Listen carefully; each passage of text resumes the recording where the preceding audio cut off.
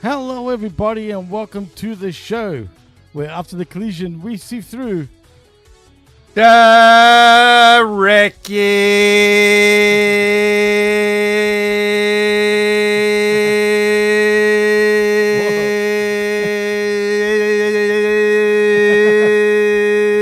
Yeah, I could go longer, but Damn. I'll just keep. We got to keep our speed championships up. That's a new record, folks. I think that's the longest wreckage ever, thanks to you. But in saying that, I am your host, Jimmy T. That is my tag team partner, the best in the world, the vet, Jamie Williams. And yes, you are tuning into The Wreckage right here on Hamid Media Group's YouTube channel, on the Twitch, and of course, channelattitude.com after the fact. Vet, we got to sift through quite a bit of wreckage when it comes to AEW, and but we will get into that and obviously put our sifting gloves on. But first, I guess we will. I don't want to touch it. News. We need the gloves. Yeah, neither do I. But like I was telling you off the air, man, watching this just now, I'm surprised I didn't fall asleep in my chair. I'm not gonna lie, but I'm here for everybody, obviously, to talk AEW and the wreckage. But it was a slog, dude. I'm not going to lie. Yeah, actually, it's funny. I woke up early last night. For some reason, I just 2 hours before I normally get up, I just bolt upright, like, and then I'm like, well, as long as I'm up 2 hours early, you know what I could do? I could watch Collision now and not have to cram it in, you know? I can just take my time with it. And you might think that watching it at normal speed, you know, huddled up in bed in the dark, in the cold, you know, I would just have nothing to focus on but yet it felt oddly similar to how it does when I'm at work on my lunch break, fast forwarding through it. Like in terms of like what my brain retains. It's an interesting experiment how that works. I would have thought I would have got more detail, but no, it turns out this stuff, my brain just has a filter on it that says, no, keep out. There was one good thing, you know, that I liked, and I'll say it now, you know, I'll tease it now, but like, so like normally when I watch AEW, like the majority of AEW, or really any wrestling, it could be any company. The majority of me watching wrestling, as far as like the in-ring stuff and everything, it's kind of like, you know, when there's like jackhammers like near where you are and they're like working on the street and you're just like, oh my God, like you start getting a headache, you know, that's what it's like. It's like getting jackhammered in the brain. Jeez. But when I get to watch an Okada match, it's like someone takes my brain and puts it in a nice like spa, like a relaxing spa, and I can just cool off and just, heat up, cool off, whatever it is, and just relax and simmer and just enjoy life. You know, that's what it's like watching him for me. So at least I got one of those somewhere in all this. Oh, man. That's actually a great explanation. It does actually feel like jackhammers, especially in the morning, dude. You know, you're trying to sleep, but you just can't because all you use.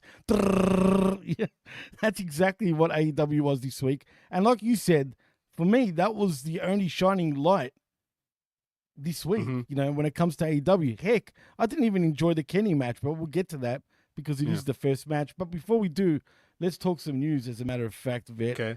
Let's say, real quick, before you get in the news, let's say hi to a couple people. Let's say hi to everybody. Cold-Blooded, Zane, Labrat, Groose, Bone Collector, King of 2K24, soon to be 2K25. Thank you guys. And Aaron's asking me a question right away. He says, with the new deal TNA and WWE signed, do you think TNA wrestlers, their championship, and the show will be a part of 2K? That is an interesting question. I don't know if you could say absolutely not, but I assume that's the first news item on the list, right? So should we? Is that first on your list of items here, or like the whole? It wasn't. Oh, okay. I was going to ask you that, but let's just talk about that now that you brought Let's it just up. do it So now? we might as well. Let's do it. What do you think about this deal now that they're officially in bed with each other? Yeah, I don't think anything about it at all. It's because, well, the reason, no, here's the reason why, because they didn't, first of all, they already had a deal. It just wasn't an official press release for the deal. Exactly. Secondly, the press release did not give us any information whatsoever.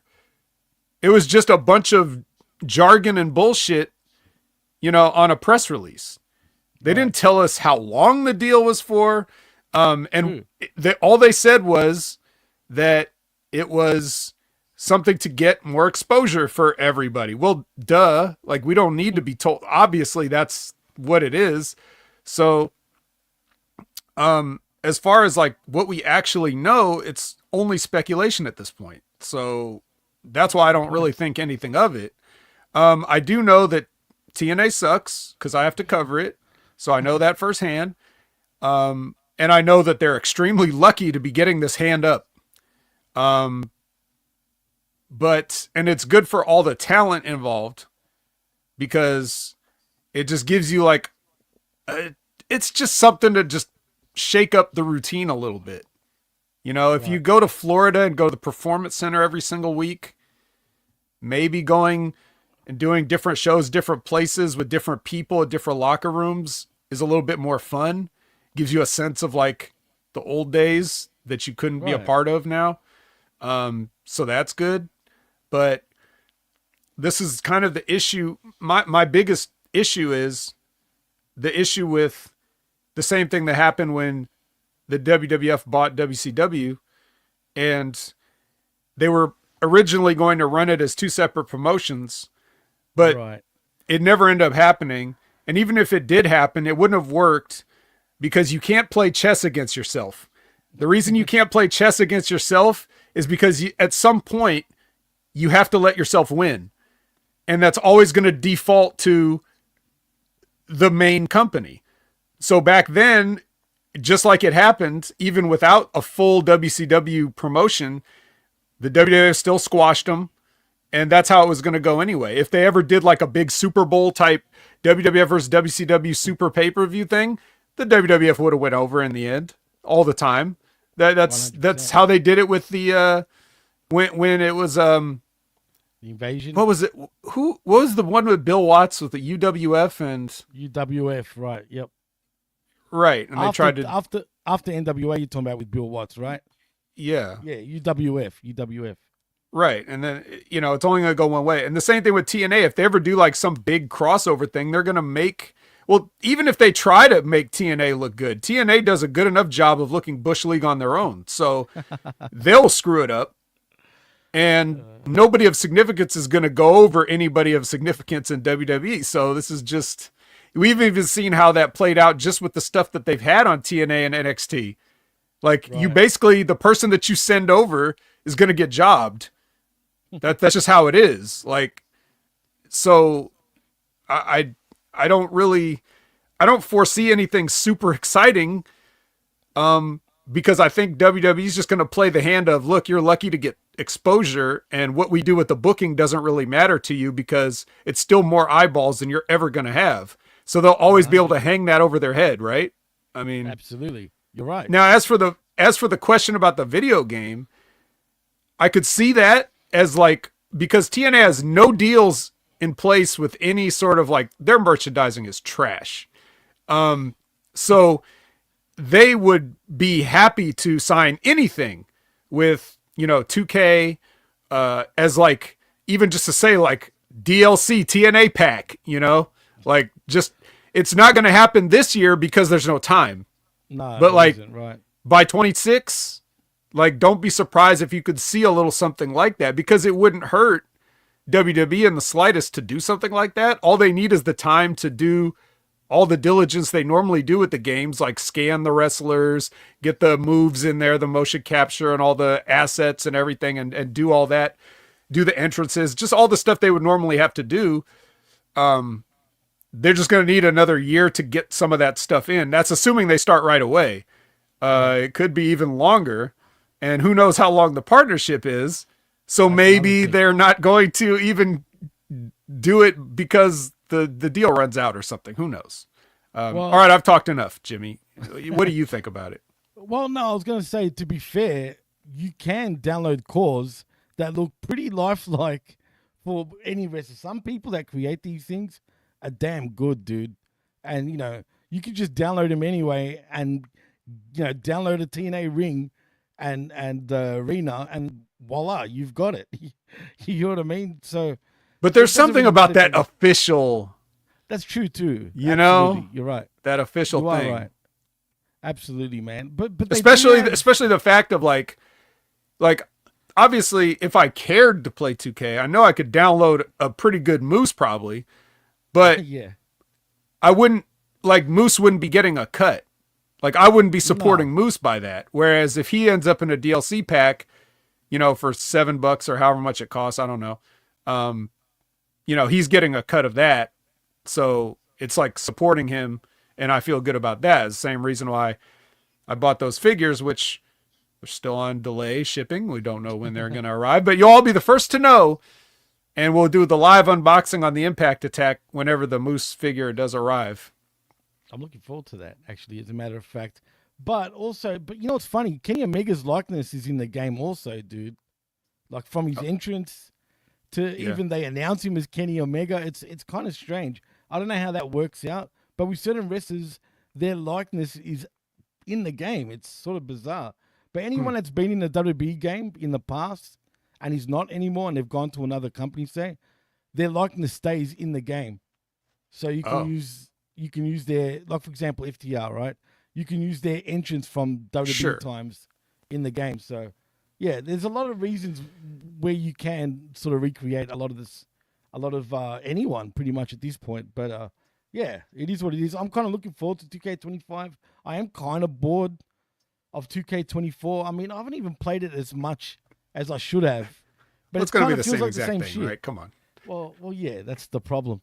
But in other news, though, let's move on to some AEW news, because who was it that brought it up? Oh, here we go. It was Bone Collector. The promotion for AEW Grand Slam in Australia is completely non-existent. Dude, that is a debacle right now, like in my opinion. An absolute debacle. About it. Well, first of all, I could have sworn, and correct me if I'm wrong, but I'm pretty sure I'm not, they came out and said this was going to be a pay-per-view initially, all right, when they first... I don't remember. Okay, well, I remember that's how they announced it initially, to the point where my cable provider, the pay-per-view channel, was saying they were going to carry it. Now I'm hearing it's basically a collision. Like, it seems like. Is that what it is? And on top of that, they fucked up on the timing, because isn't the NBA All-Star Game on at the same time on TNT? It might be. It is, and they haven't announced a different time. Like, come on. They can. I guess they could. I mean, they still have enough time. They could move the slot if that's how it ended up working.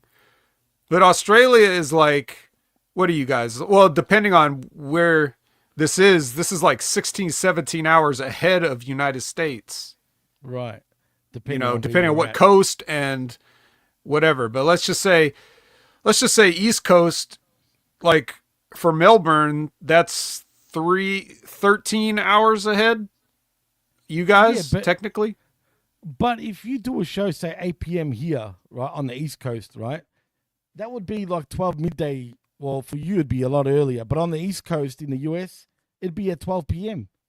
Which is not a bad time. I mean, when you think about it. Right. Yeah, I don't know. So, but and the NBA would not air something that early. They would air it in the nighttime. Right. But they're going to air it at 8 p.m. prime time in the US, Eastern time. So instead of it being live, it's going to be on delay. Well, anyway, who cares about that? The main point is the general advertisement. Like, how much promotion have you seen for this in and around Australia or on any outlets or like anything? Like, what have you seen any of this? Like, and this is in Brisbane anyway, right? Right. It's not even in my neck of the woods. Yeah. How far away is that? Is that another time zone or? Well, put it this way. I'm like Florida, right, where I'm based. So think of Florida, right? And Brisbane is on the complete other side up the top. So, Okay. so we're literally So Maine? yeah, basically. Or Minnesota, say, like, anywhere up on those northern states, we're literally from one end to the other. So, yeah, it's quite far. But the time difference is essentially the same, though. Okay. It's all East Coast time. But so the promotion for it though. Now, we've seen like one of the reasons Toni Storm was gone from TV so long is because she was supposedly down there. She was down where? But but she was doing some promotional stuff or whatever. I don't know, but like that, if you want to, do you see? Yeah, that's what I mean. Like, obviously, I don't follow Australia, so you didn't see any of this, none of this. When Big Show and Toni Storm came down to promote the show at Suncorp Stadium, which was the stadium they initially booked, right? No one gave a shit. The news outlets were there and whatnot. They'd done a couple of interviews. But the last thing I saw about any promotion here was actually in Melbourne with Buddy Murphy, because he comes back and forth and does a few indie shows in Melbourne. And, he was even you called him show. Buddy Murphy. Oh, shit, I did too. Buddy just like Will Ospreay. We're sorry, Will. We see how it's so easy to do. Well, it is, man. When you still call yourself Buddy, Matthews or Murphy, it's the same shit to me. But anyway, Matthews, he promoted it a little bit here, but nothing really. At the end of the day, AEW's marketing team are the drizzling shits, all right? In terms of where they booked the show, because they were literally, they booked to fail. They weren't going to succeed by going to Brisbane first of all. If you want to play it safe, you go to Melbourne or Sydney. I promise you there would have been a much larger crowd. I don't know if it was sold out a stadium, but it would have been a lot bigger. The only positive thing I will say about the show in Brisbane, they've sold over 10,000 tickets in a 13,000-seat arena.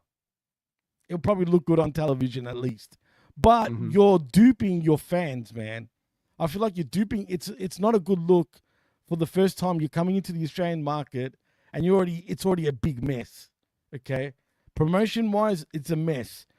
No one knows what the hell's going on with this show now. Is it a collision? Is it a pay-per-view? I have no fucking idea, right? We don't even know if the time's even going to be official, even though Tony Khan did say it's officially that time.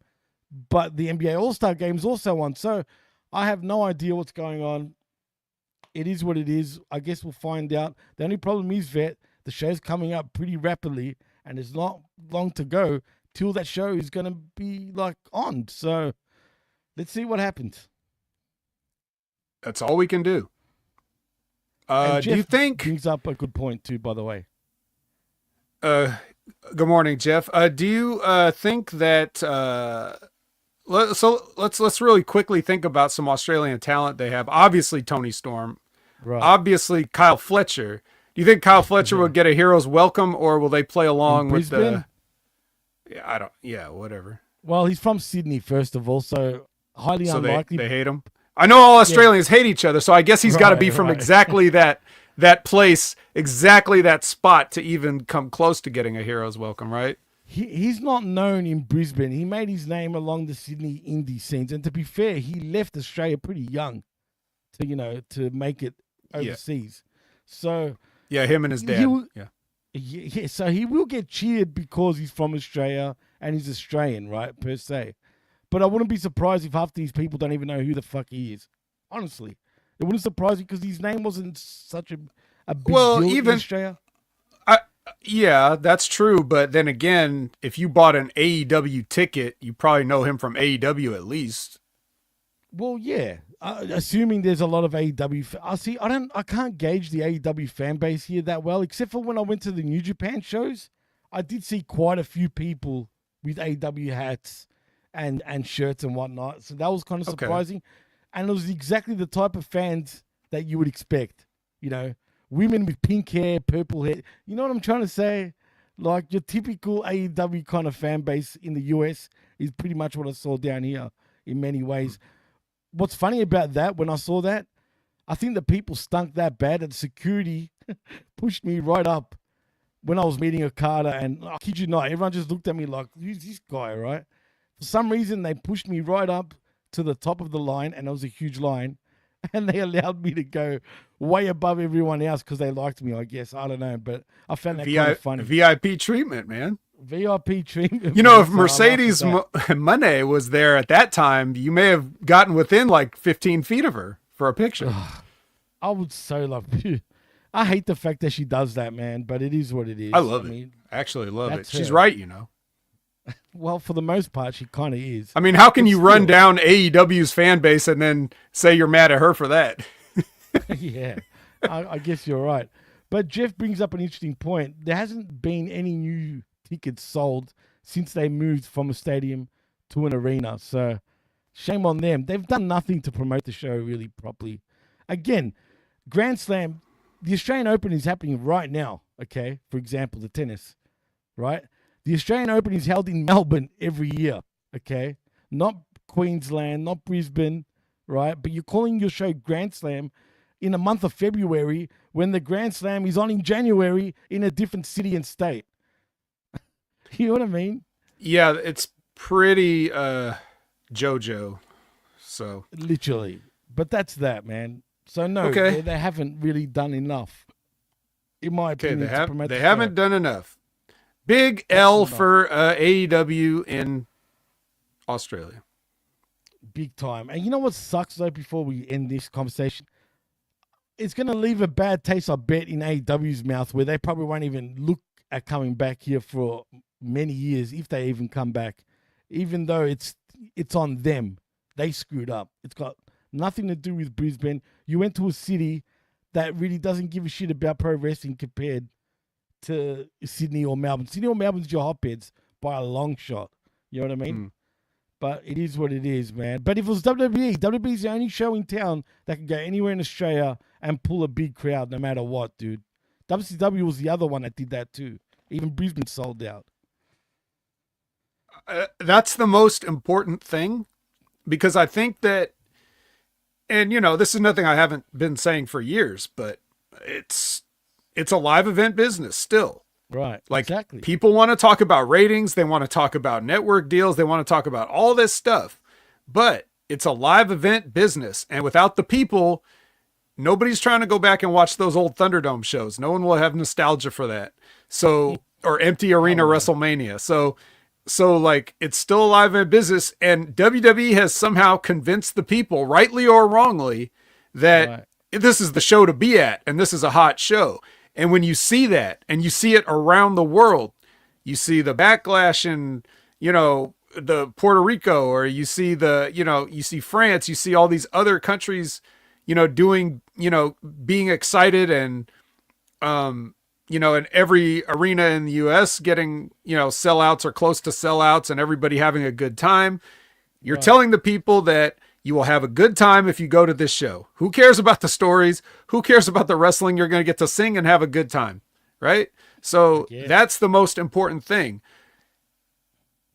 To take it to like a macro perspective, what is AEW offering you the illusion of? Like, they're telling you get to see wrestling matches, but you get to see wrestling matches any wrestling show you go to. So what AEW can focus on is like, what about coming to see Dynamite? What about coming to see Collision? What about coming to see a pay-per-view?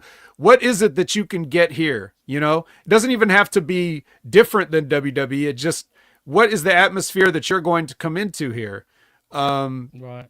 If they can figure out that, they might start picking up a little traction. But it doesn't look like it would be fun to sit in the crowd and see a long taping session and hear Tony Khan come out and try to pump you up with Time Cop and all the other stuff that you do.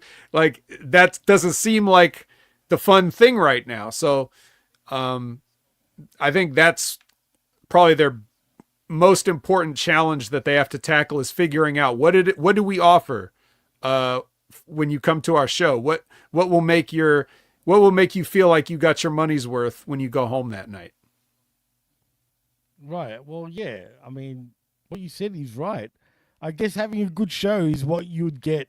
You know, you'd feel like you're getting your money's worth. Obviously, But look, man, I'm sure they're gonna. I'll use this term lightly. I'm sure they're gonna hit it out the park, right? I hope. But if the card is piss weak, it's gonna leave everybody in the with a bad taste in their mouth, and it's gonna alienate their fan base even further. And like RBV says in the chat, he says AEW Grand Slam will air instead of Collision on Saturday, February 15th on TNT. This is effed up. Lol, it is effed up. It's become it felt like a big show. I guess they've got heat with Australia now and Brisbane because Brisbane embarrassed them, dude. It's as simple as that. They could not sell shit at a stadium. I don't know what made them think they even had a chance in Brisbane, let alone anywhere else. But I guess they got cocky because of All In. And even All In, if they were in England for a third time, the crowd's just getting, it's dwindling. They're not going to get what they got 2 years ago, man. Simple as that. They've seen it. They've seen it. That's it. They seen your act. It's as simple as that, dude. It is what it is, man. But it is, like I said, it is what it is. But you know what, Vet? Honestly, we've spoken 30 minutes about 2 news items, and honestly, dude, there isn't any other real news tidbits other than those. Like, really? Nothing serious. Yeah, man. Everything else is pretty much, put this way, I'm sure you don't give a shit what Eric Bischoff thinks about WWE taking a shot at AEW during Penta's debut. Nope. Right? Or updated lineup for next week's edition of AEW Collision. They updated it. Okay, good, because I was worried right now in terms of news. Right. Oh, yeah. Let's talk TikTok, like TNT. Yeah, TikTok is a huge social media platform that has now been put on hiatus because reasons. So I mean, it doesn't really. To me personally, it doesn't matter, but a lot of people use TikTok as the main platform to which they then branch out to other things, because you could just post TikTok to X and Instagram and everything else that you want. So you just make the one content on TikTok and then spread it everywhere. A lot of people in wrestling use that to their advantage, and it's going to be kind of like, it's going to be kind of lame, to not have one of your revenue streams working for you. Yeah, hopefully. I mean, even when, as you've seen Big Ray you may have seen he posted, or if you were on TikTok yourself, you would have seen the thing that it actually says when you try to log in that President Trump is working on a solution. Like, it tells you that. No way. Like, bro. on the screen, like, yeah. So like, we're hopeful that we can find something to, and I presume that something will happen, but. Oh, no, you will get it back, dude. 100%. He's not going to be free. It's just politics, man. But it's pretty damn crazy. I wonder, there's got to be ways to like circumvent it. Like, if you could get like just a VPN. So it's like, yeah, I'm not in America, so my TikTok, like, well, you can get around it. It's called a VPN. Thank me later. If you really want to, like, right. Postings, anybody can get around. It's not hard, man. But you will get it back officially anyway. And Trump will do some sort of deal and whatnot with China, as he says, with TikTok. But yeah, I was shocked. I thought it was a troll. It was all over my newsfeed. I'm like, really? Why would America do that? I think because the US is not known to do shit like that. You know what I mean? Australia is known to do shit like that. Not the US. But so that was kind of surprising. But other than that, man, everything. Genesis is on tomorrow too, by the way. And today, or tonight, as it is here, right? And here, because it's Monday morning now, and it does have NXT in the actual Genesis promo. So could be some surprises, Jimmy. There's got to be a few. I mean, they usually don't do that, so we'll see what happens. I'm even intrigued. I mean, even Jeffy's intrigued because he's going to buy the pay-per-view. It seems. So we'll see. Maybe their numbers will go up thanks to WWE. But, yeah, that's the news, dude. And I'm sorry, there really isn't much more to say other than repeating myself from previous shows that I did. So if you want to hear other news, particularly, go tune into the Smack Attack with me and the Professor. Broke down some news over there, obviously. And that's that, man. Or the Impact Attack or I Like a Raw. Yeah, just check out everything. That's it. Exactly. But in saying that, Vet, I think it's time we put our sifting gloves on because there's a lot of sifting to be done. Oh boy, is there. Well, the first thing that we have is Wednesday Night Dynamite, which is Maximum Carnage Edition. Ooh. I mean, I hate these. You know how I feel. Every week is a gimmick. Can we stop already, please? No. God. And they had the gall to promote Dynamite like it was a pay-per-view like card. Yeah, right. Well, we'll be the judge of that. I mean, they did bring Taz back, so it must be big. He was back. He was back 2 weeks ago, and then he wasn't last week for some reason. And here he is again. Yeah, he's here for the, I guess he's here to stay now, I guess. When they say he's back, I think that they mean he's back. So, dude, the show and the setup remind me of old school ECW in a way, man, with the building and just, it doesn't look good. You're right, man. The perception now that they're in smaller buildings, it's just, it doesn't feel right. Yeah. I told you, the only reason it looks even remotely okay is because they have good high quality like production shooting, right, like with the lighting and the cameras and stuff. Because like I said, when TNA runs this kind of, it's so bargain basement and terrible, and they always have audio issues on all anything that they do that's live. There's some audio screw up. So that's the difference. But other than that, it looks very much more professional on AEW's part. But I guess, to your point, and that's what I said, and you guys were here when I said it. I said, be careful what you wish for, because even if you look at people's social media posts to see that the empty arenas are, like they got the hard cam side and everything, and you see how empty it is. Yes, but the majority of people really aren't going on social media to look up AEW arena photos. They're just, if they watch the show, it looks like there's a decent amount of people in the building. That's how they shoot it. And when you don't do that, you can definitely see how small the arenas are. So I don't think it looks as bad. This particular venue wasn't as bad as the esports from Arlington, where they did all those shows for a month. That looked really small. But, this definitely, like you said, it has that, for better or worse, intimate feel. Very intimate. Felt like a Shotgun Saturday Night friggin' show in some ways. Also, that the weird, like up in the upper decks where they had like a cage. Yeah, it looked like a cage, and the way the lines were horizontally on the cage thing, it made it look like there was even less people.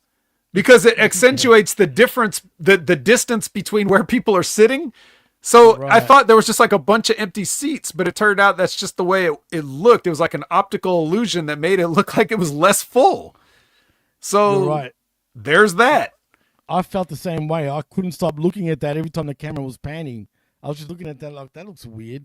It almost looked like a VIP section in some ways, but I doubt it was. Yeah. So, but obviously, if they knew, like if everybody knew that they were going to get to see the Machine Brian Cage versus Kenny Omega, obviously they would have been cramming people in the fire aisles there to standing room only for this place. You would have got 16,000 people in here if we had only known, if we only had enough time.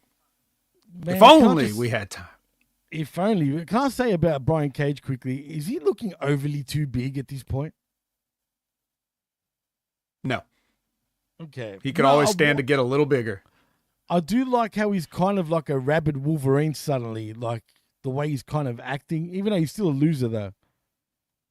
He also looks like a lazy Wolverine because his hair's growing out and his beard's growing out, and he's not like sculpting it. He should be, if he's trying to do a Wolverine gimmick, he should like do the chops, like really he did shave it like Logan would, like I think he should do that, which he has in the past, but right now he just looks like he's sort of given up on grooming and focused on lifting.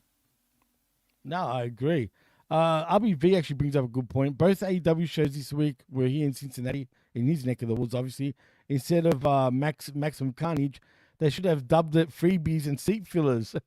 They ran from a modern designed music venue. It looked like a club, I'm not going to lie. That's why I said Shotgun Saturday Night, because you know how they were running out of nightclubs and shit? It did give me that vibe, especially with the seating, what you pointed out, just off the opposite end of the hard camera side. It gave me that real nightclub feel. But yeah, thanks for that information, actually, Rick. Yeah. Well, anyway, you kind of know how this goes, One Wing Angel. But I will say that in a different sort of, I guess if you saw this match on paper, say 2 years ago, you probably would have thought it would have looked a lot different. Instead, it looked like a big guy beating up Kenny Omega and Kenny Omega selling for the majority of it. It's true. And then he made a comeback and won. So that was more like a traditional pro wrestling match rather than two get your shit in guys getting their shit in.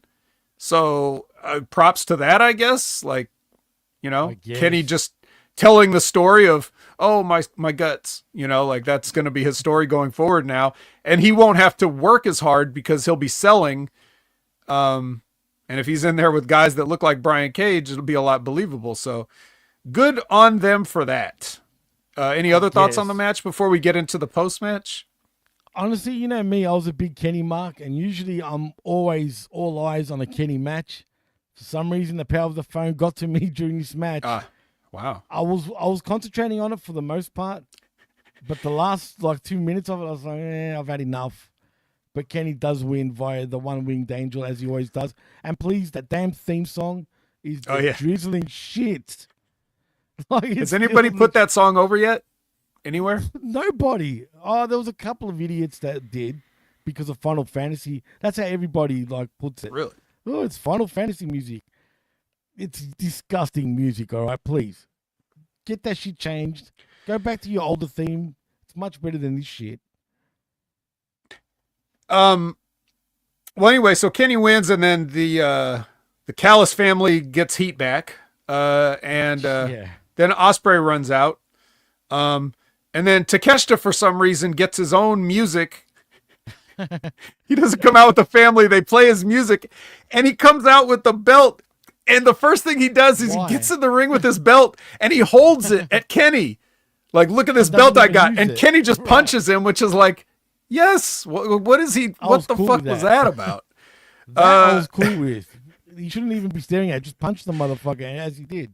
So what is this new Kenny Omega? This new post diverticulitis Kenny Omega is starting to do things that he should have done 20 years ago. I guess better late than never. But anyways, he's a smart eventually man. Doesn't want that AEW heat. That's what it is. I guess not. So anyway, eventually the family though is too much, and Kenny and Will are left laying. So be continued.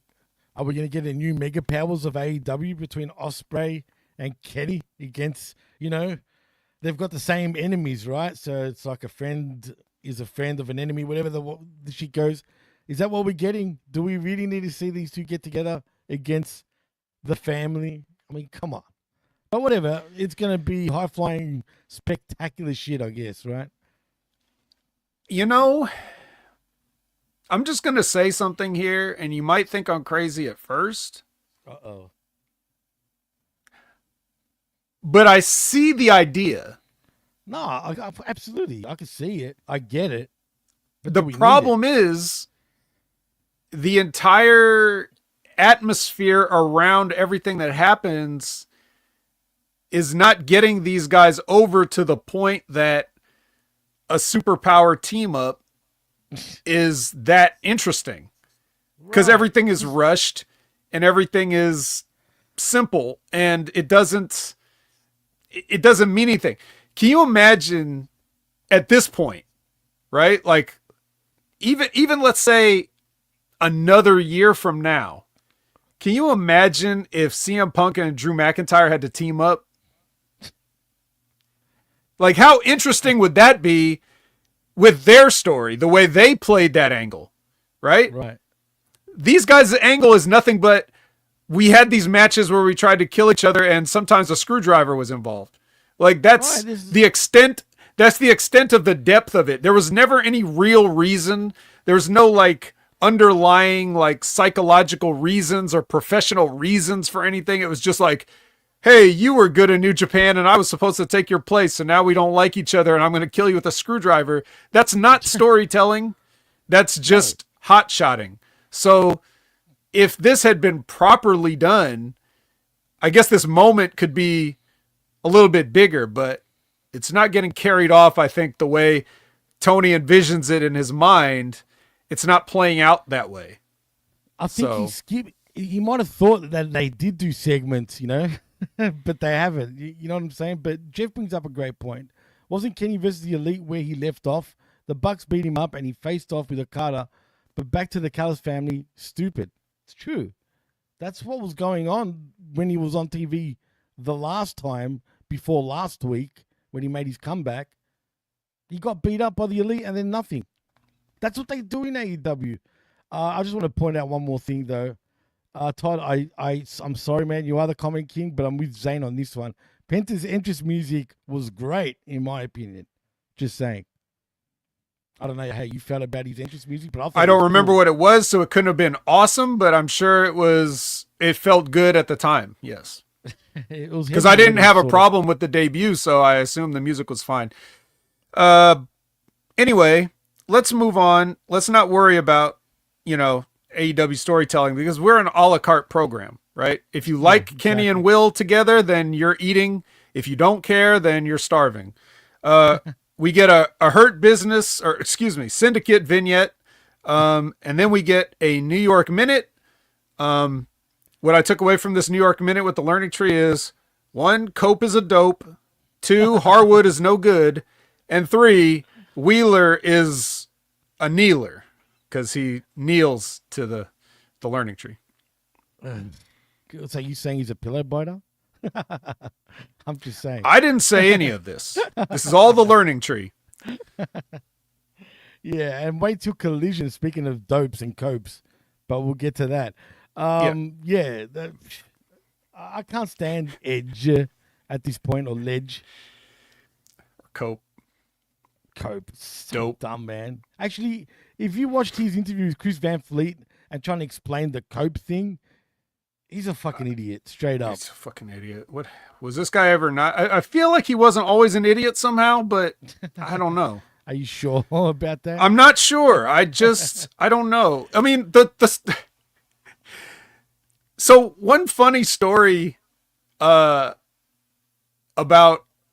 Edge that I remember hearing when I got to OVW, because either I think people told me about it, and then I heard Rip Rogers tell it himself. But when Edge was coming back from one of his injuries, he was down there working out, right, and he was going to run the ropes, and he had his sneakers on, and Rip was like, "You should put on your boots, because if you're gonna get in the ring, you should wear your boots." And he's like, "Well, I'm just gonna run the ropes." And he's like, "I'm just saying, you should, and whatever." So he didn't do it, and he ran the ropes, and he rolled his ankle in the ring.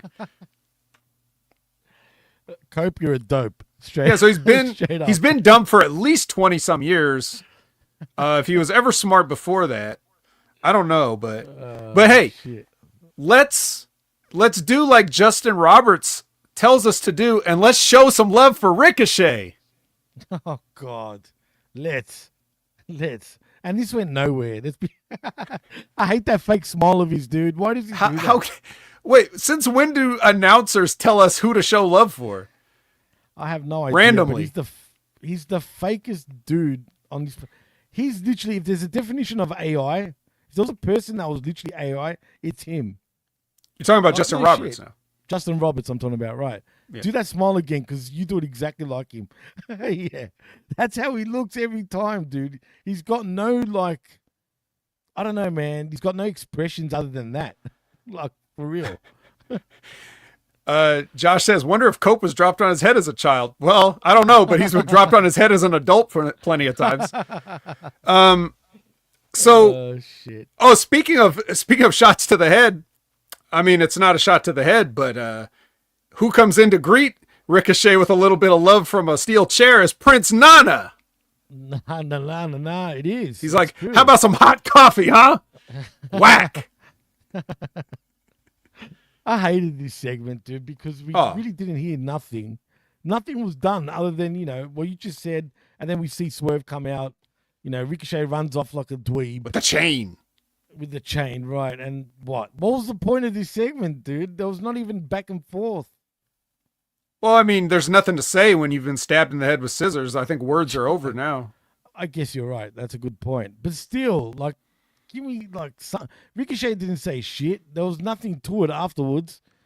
It was just done and dusted. That's it. And we're going to have a match, and then we're done. There was nothing to it. That's how it goes in AEW. Well, again, you're like working backwards because you have scissor attack and then you have wrestling match, so it's like this is the hot shotting in reverse. But the hot shotting damage is always done first, Right. Exactly. So it's like, yeah. Anyway, so instead of that, let's not think about that. Let's concentrate on a day in the life of a CEO. Jimmy, did you want to live this life? Oh, yeah, clearly. I was so jealous. I mean, she's such a big star. Did you see her? She was on TV. She was signing autographs. She was actually standing next to a fan. I didn't say fans. Nice. I said just a fan. And yeah, she's a CEO of professional wrestling, clearly. I love it. No notes. And money. What did she say? Money makes the world go round, or whatever she said in the promo too. She ain't lying. Well, tell her when she's telling lies. Well, she can't spell money properly. All right. That's her name, Jimmy. It's on her Is driver's it really? license. Oh, It's on her sure it yes, is. of course. Yeah. So, all right. Next we get the Hurt Syndicate versus the Briscoe Party. What the fuck, man? So now we got MVP put the boots on. Yeah, I was surprised by that. And can I just ask, though, this was the trios match, but isn't the House of Black the trios champions? Or did those bouts go missing? I think they're missing a guy. That's what I'm asking. That's why I'm asking. They haven't acknowledged this anymore. So what's going on? Are we leading to a trios champions with the Hurt Syndicate? I hope so. I hope so too, but who are they going to go up against? Then again, no. And we'll find out in a little bit. But as for this was just the Hurt. This was just the Hurt Business beating people up. And I'm sorry that Mark Briscoe had to be a part of it, but at least he didn't get beat in the match. So, Yeah, hallelujah. That's why the shots in Private Party were there in the first place. Your tag team champions, mind you. And look how they're being built as absolute nobodies. They can't even get a win, dude. And they're champions. Well, remember when they beat those two no-name guys last week? That's a win. Oh, whatever. Okay, I guess. Strong win. Man. Strong win for Private Party against the two guys from the indies that don't work out. Yeah, so anyways, if you just want to see the Hurt Syndicate do stuff, this was great. Mark Briscoe's always great. I love him. So I was eating here. I didn't pay as much attention to it as I could have or wanted to. I wonder why. But I have a tight schedule sometimes, and so that is why. All you need to know, Vet, is that they hurt people. That's it. Oh yeah, they do. I mean, even MVPs, he went in there and he hurt people like himself. See the amount of padding he's wearing, for crying out loud. God damn. I don't care. MVP's awesome. Jeez. You ain't gonna get me to say one bad thing about MVP, bro. Not on this show, not never. I love MVP too. I like all three of these guys, to be fair, including Mark Briscoe. So 4 of them. Yeah, we like a good percentage of these guys here. Right, exactly. Like a good 60-something%.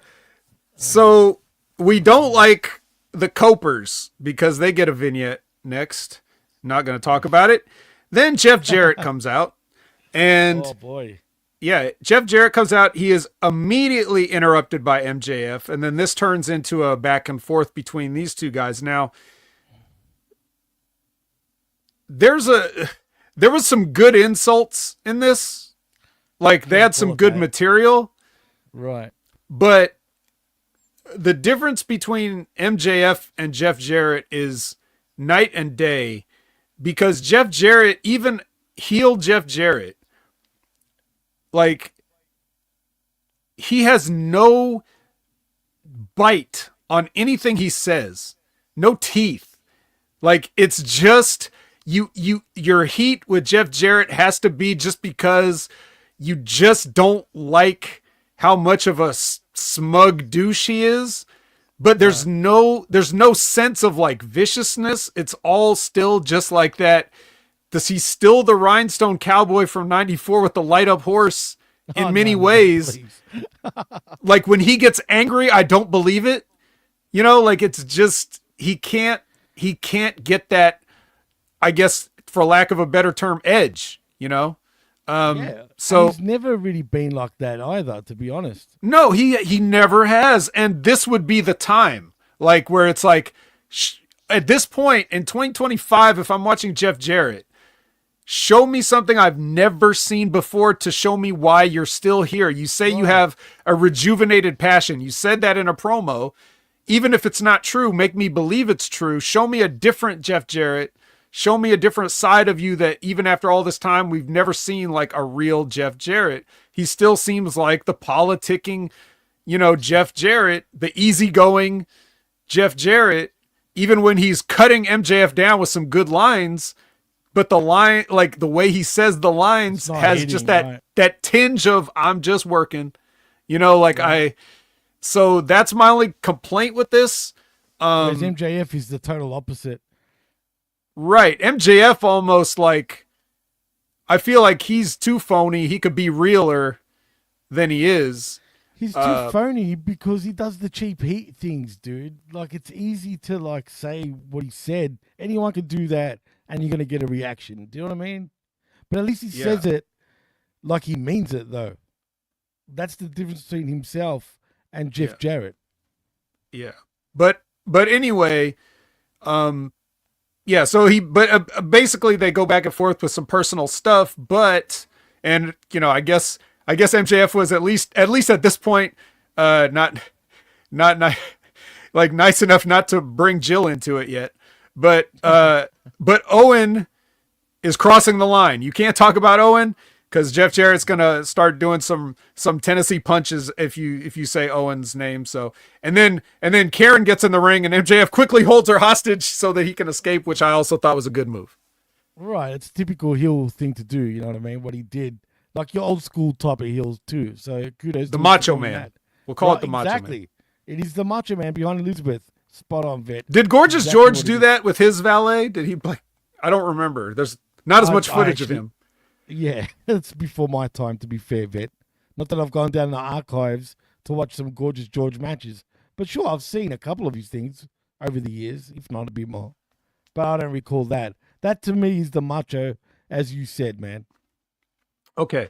Next is this interaction backstage between Okada and Ishii, and I was like, when did this happen? Promo. When did it happen, though? Like, don't we watch all of AEW? When was this? I have no Was this idea. Backstage at World's End or something? Like, what? It doesn't matter because... When did this happen? Tony Logic is... You should know when this happened. This goes back to New Japan days, obviously, right? That's why you should know. And I don't want to get it twisted because his promo on Collision was something else, and we'll get to that, you know, with the start of the show. So sometimes I might get confused with here to what happened on Collision. No, this was where the match originally came about. They were telling you that this match is going to be on Collision this Saturday, but they were showing like them talking backstage, and I was like, but when was this from? Because they were saying it was not like part of Dynamite. They were showing it like it's something that already happened, and I'm like, when did this happen? I don't know. I have no idea, and I don't recall ever seeing that, which is ironic. You know what I mean? So, yeah, I have no idea. Maybe it happened on Shockwave. That doesn't exist yet. Oh, okay. Yeah, that makes sense. All right. So Christian comes out for his entrance and he gets jumped by Hook because they realize, first of all, Hook wouldn't wait. Second of all, he's not going to get the pop on his entrance that we want, so we're just going to have him jump Christian. That'll be a pop.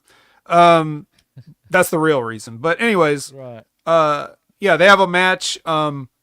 Did you like the my personal favorite part of the match was the hugplex, where that was great. Christian's like, bring it in. I'm your real father, and goes for a hug, and Hook gives him a hug and suplexes him. Yeah, it's good.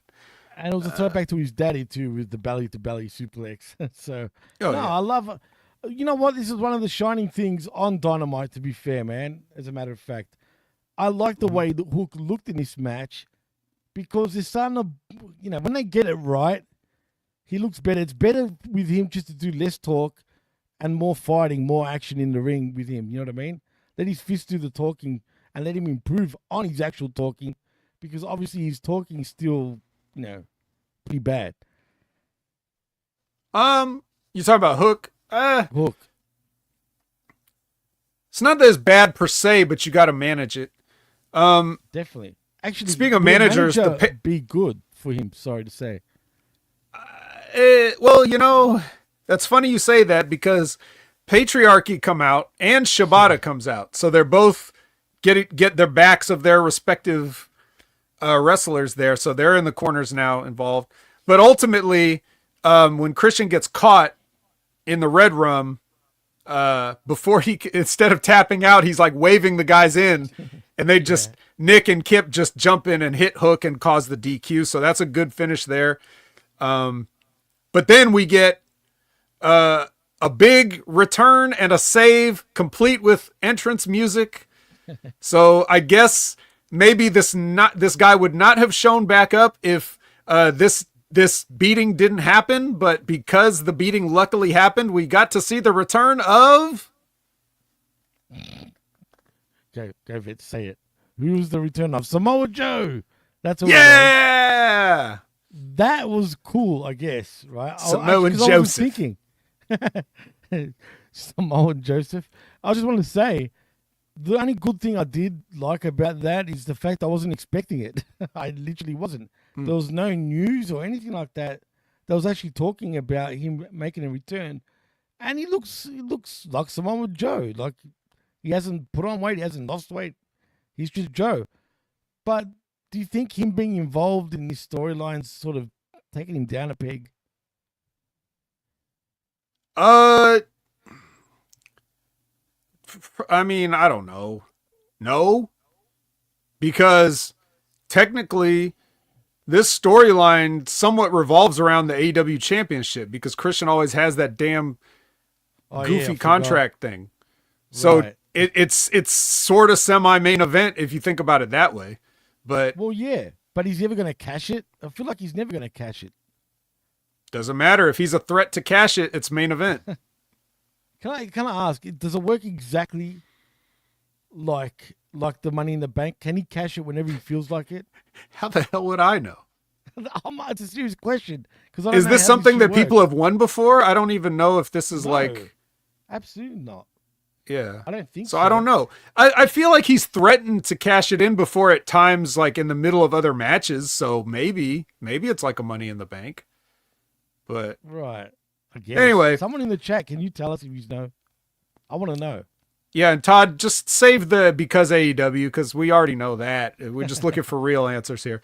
So then we get a vignette about the Casino Gauntlet, and then we get Renee with Jeff Jarrett, and then Dustin Rhodes comes in, and bless Dustin Rhodes, he cuts this promo. He says he's 110% behind Jeff, but unfortunately for us, he's also 110% over the time that it took that he needed to say all this, because he just kept rambling and repeating himself and not knowing when to put a period at the end of a sentence. So it's kind of embarrassing there for a professional of his caliber, but it is what it is, Vet. All right, now it's time for the women's Casino Gauntlet match. We already saw men do this. Now it's time for women to do it, because women can have a Casino Gauntlet match too. It's 2025. Mariah May, the champion, is on commentary for this. Statlander and Hater come out to start this thing. Then we get a surprise that everybody was like, who? But Megan Bain showed up. You want to tell the people who Megan Bain is? Well, she made a name in Stardom, and she was in AEW. You know, she did have a match previously. To be fair, that hype was already there before the show aired. There was hype about her debuting again in AEW, so it was no real surprise. But man, she looks like a specimen, dude, for real. Like, it looks just her persona, and I don't know what her persona is, but just the way she looks, man, she looks stunning, dude. Stunning. Wonder Woman. Has she signed with AEW? I'm hearing reports that she did sign with AEW now. I don't know. I guess. Is this the way they want to debut her? So she signed and this is the debut? I guess. Okay. Well, Dark Julia comes in next. Then Willow comes in. Then Toni comes in. Then Harley comes in. And then some stuff happens for a while. And then Toni Storm gets that sneaky inside cradle on Dark Julia. So apparently all her dark powers couldn't let her kick out of an inside cradle. So there you go. Toni Storm is going to be the number one contender for Mariah May's AEW Women's Championship. I wonder who's going over when that match happens, right? I do wonder. Jeez. And then now we have the main event. It looks like there's been enough talk. Powerhouse Hobbs versus Jon Moxley for the AEW World Championship. And it reminds me of another World Championship bout we've seen before. Tyson Holyfield. Because Jon Moxley got his ear munched in this for some reason and decided to bleed all over the ring. Dude, how much blood was all over the mat, man? That was... I'm assuming he really bit into his ear. I mean, that looked pretty legit. He was just like, just do it. Just do it, dude. Hobbs like, I don't want to do it. And he's like, do it. For sure. Why would you want to bite someone's ear?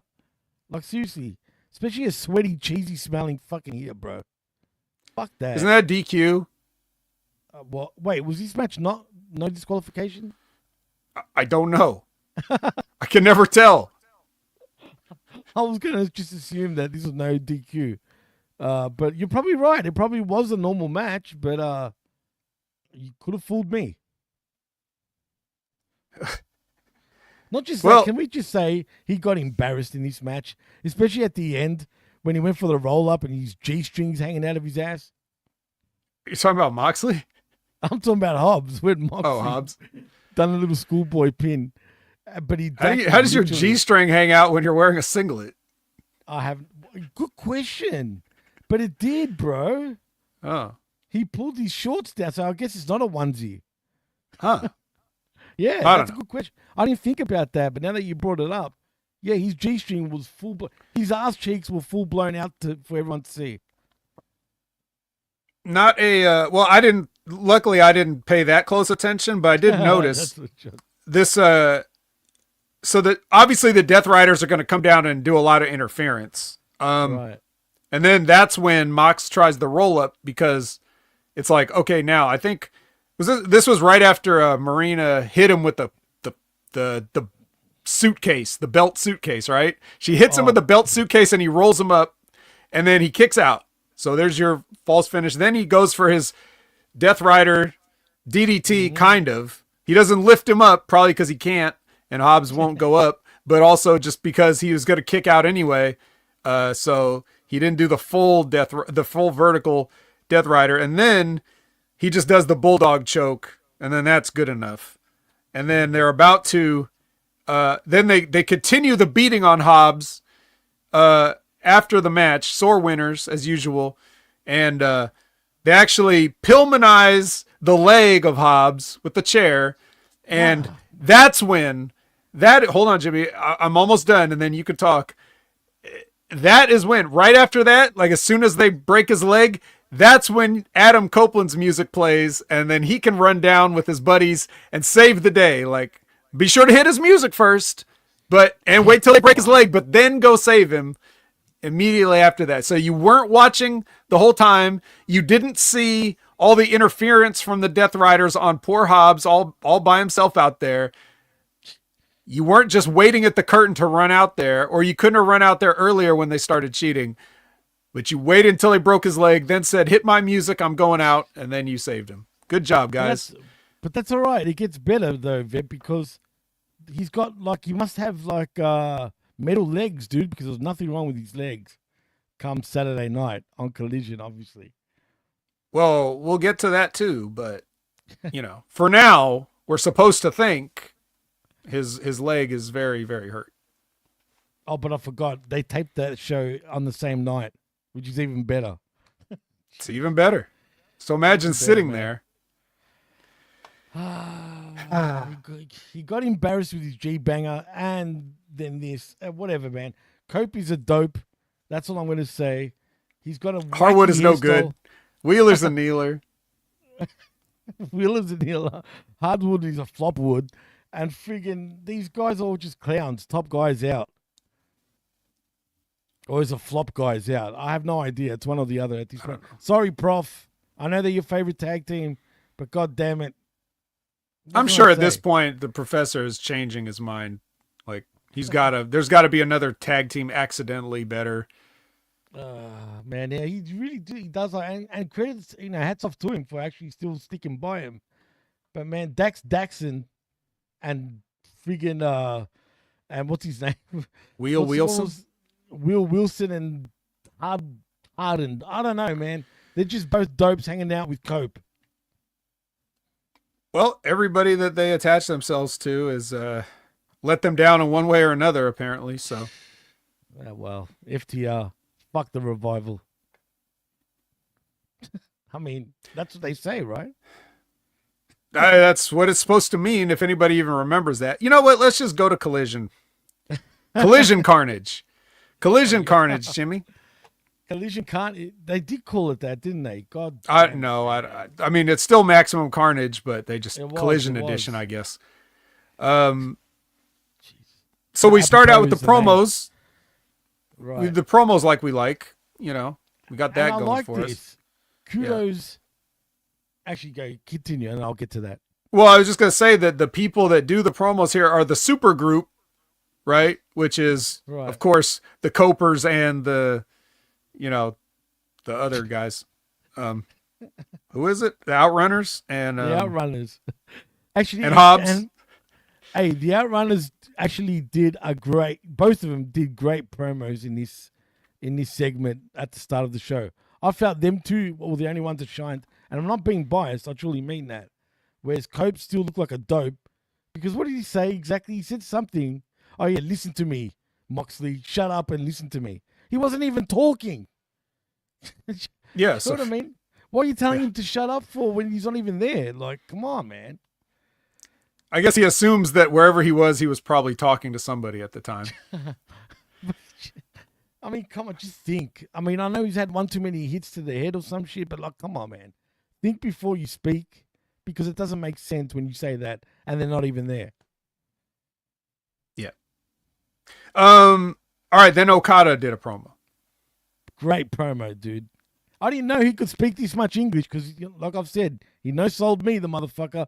But to be fair, his English must have improved tenfold, man, because it has. He's never been able to do this many sentences, especially cutting a promo. And he was clear and direct, man. And you understood what he was saying. I actually thought that's very good of him because I do feel like he must be taking some sort of English classes because he has. He has improved by a long margin, dude, compared to the other times I've seen him trying to talk English. Yeah, and well, plus, I mean, look, you're just going to be in America more. You have to with the people around because they don't speak Japanese. So he's going to have to get it. So, but I'm sure he's been doing it since forever, dude. He's a freak. I'm telling you, he knows sells it. Most Japanese wrestlers actually do that, man. To be fair, they act like they don't actually understand, but really they do. Yeah.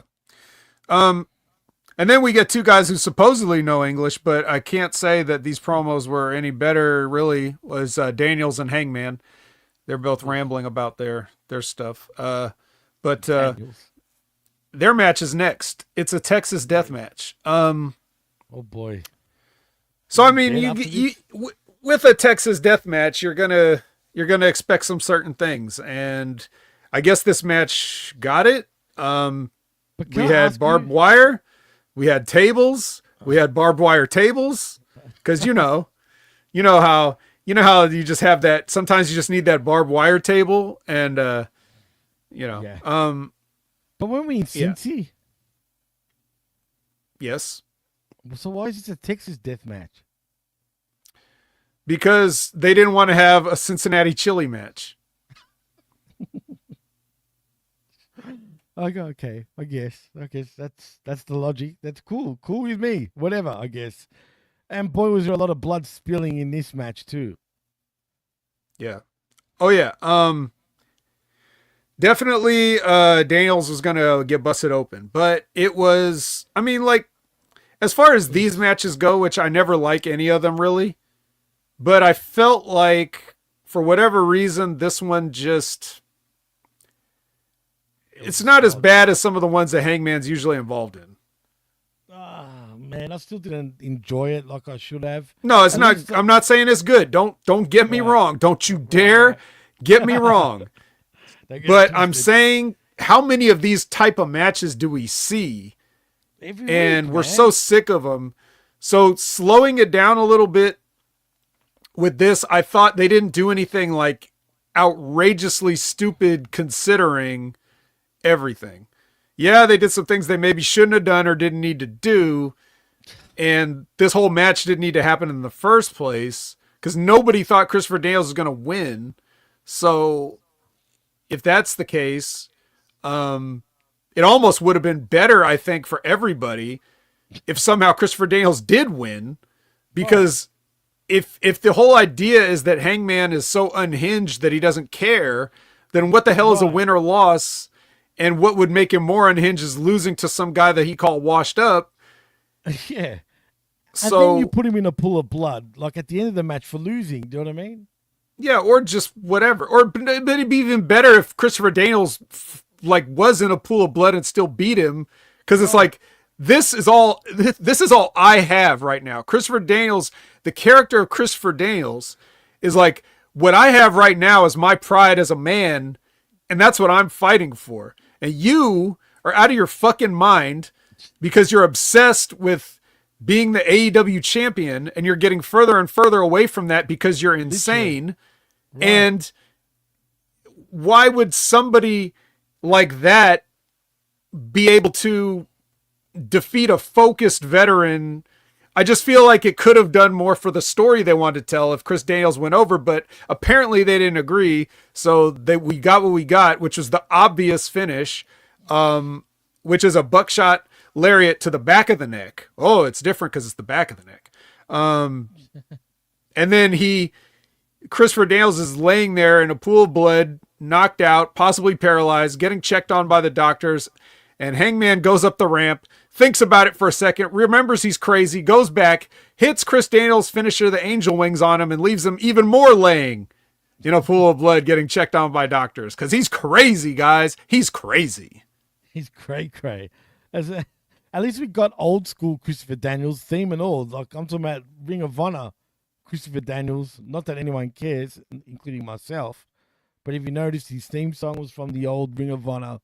His look, like that priest look, he's also really from Ring of Honor, even compared to his TNA days. He was more, that's more associated with Ring of Honor. But again, I don't care about Christopher Daniels in 2025. He still looks good. He can still go.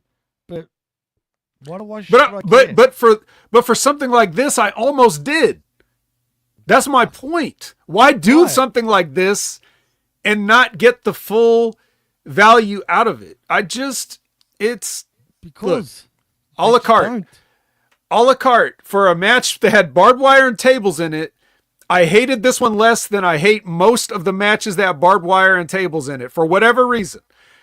Not saying it's good, but perhaps because of Christopher Daniels and his psychology or his slowing things down to a point or whatever. Fine, but I've spoken my piece.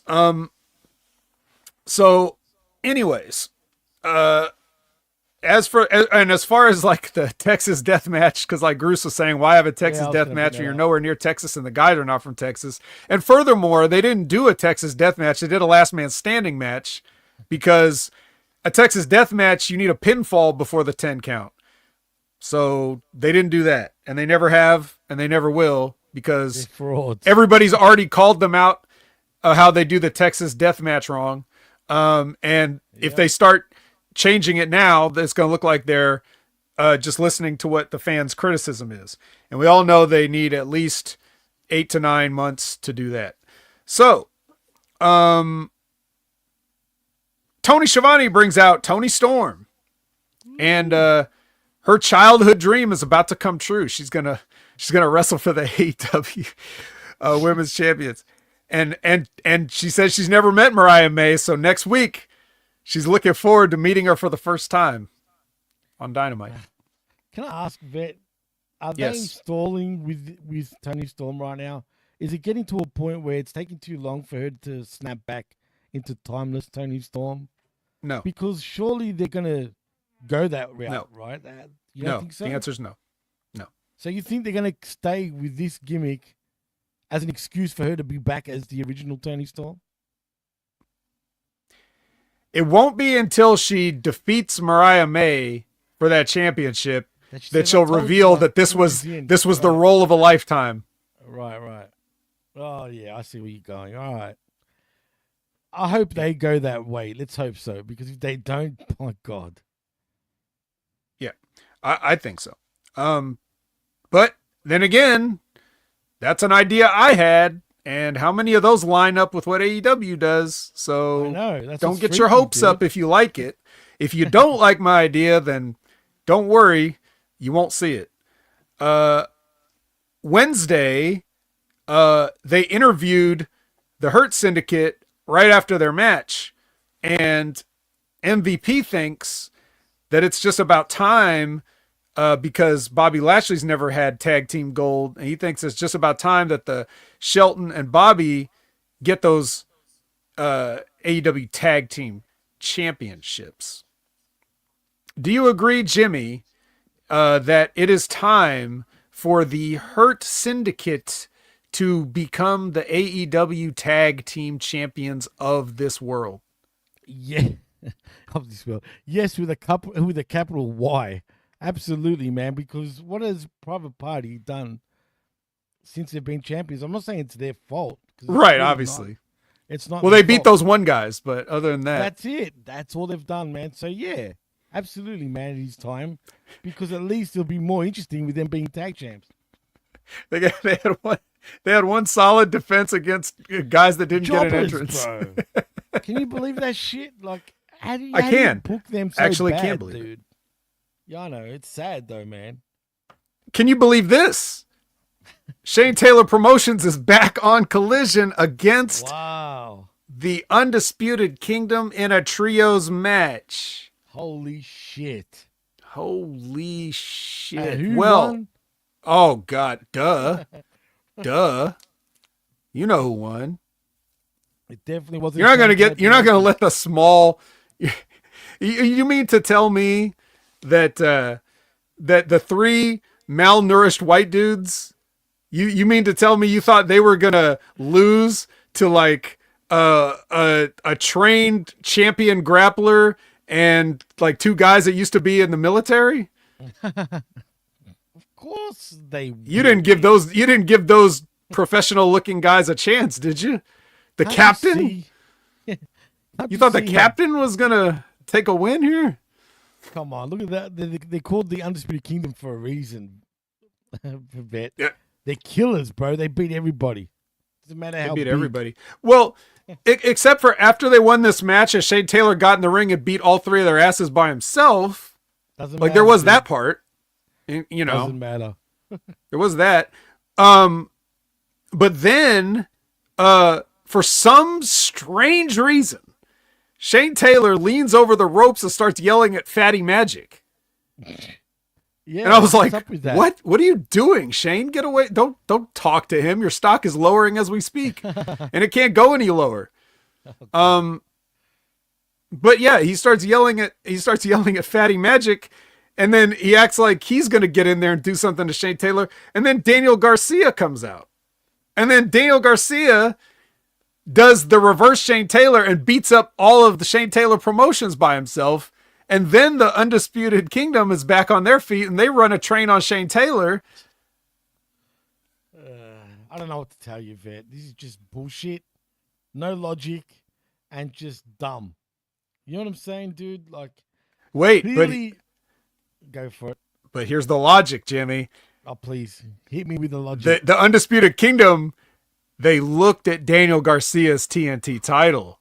Ooh. Like, hey, one of us Ooh. wants that. But who? That's the $1 million question.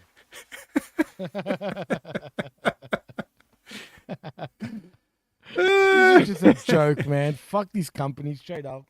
And Lab- the way they get Labrat says, did Cole drop hats and gloves? I think so.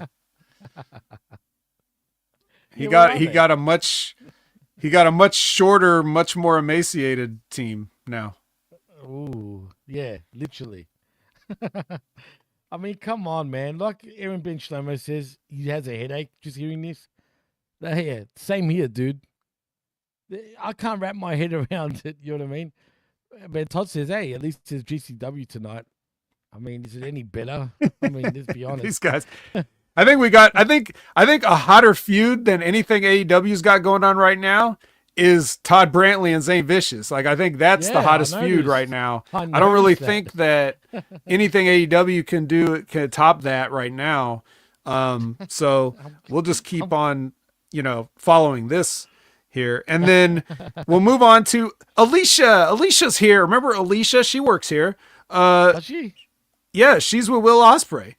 And Will Ospreay's like, Kenny, I'm calling you out on Wednesday, mate. And okay, who cares? Cool, bruv. Okay, now, big important tag team match right now. It's the Murder Machines. Ooh. Okay, do you know who these guys are? In case you never heard this name before, because I didn't. I have heard of that. Okay. Actually, I think.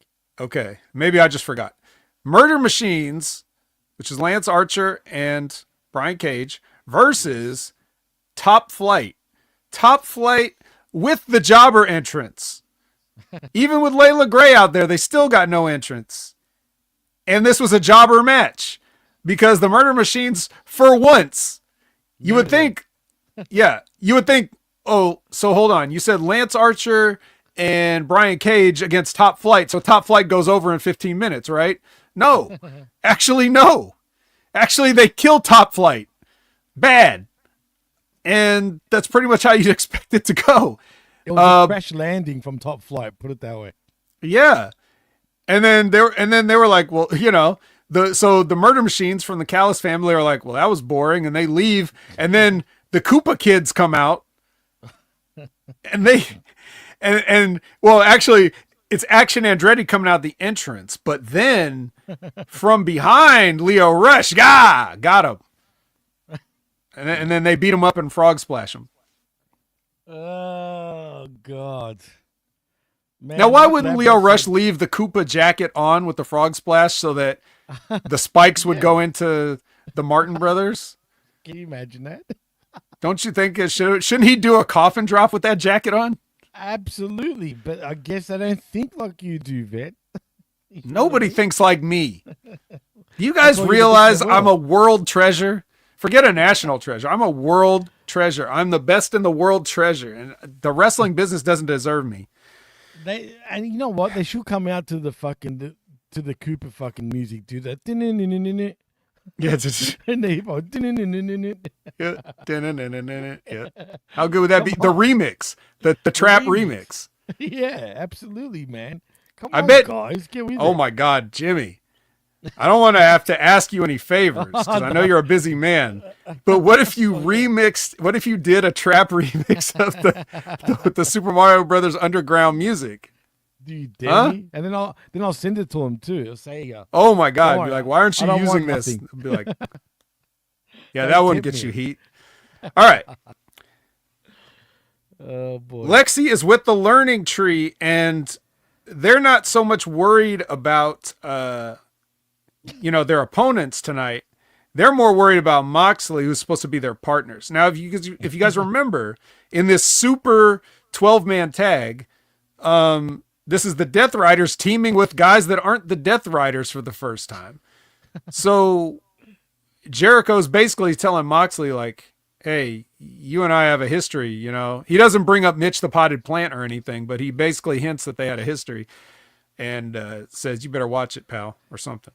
Someone needs to bring out a Mitch plan of sorts, man. That would totally bury Mox at this point. But nope, of course not. I guess Mox wouldn't allow that to happen. No, never.